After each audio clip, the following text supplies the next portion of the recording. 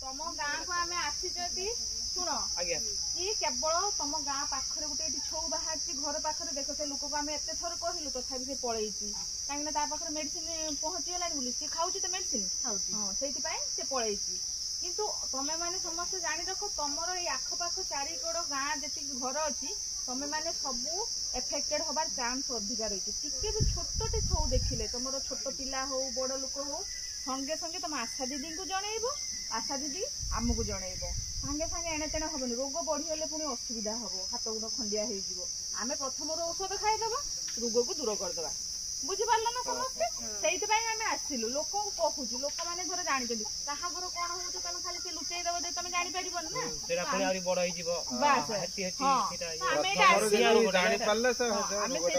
जापर ना प्रथम जानला आम रहीगले ना सचेतन मास्क पिंधले ये पिंधले सब परिष्कार परिच्छन्न हाथ धोब हाथ को भल कि परिष्कार करके धोब साबुन में धोब हेले ये जिनसा एतटा हेनी तो हाथ धोआ गुरुत्व निहाती दब ए दीदी आसो पुणी फोन नंबर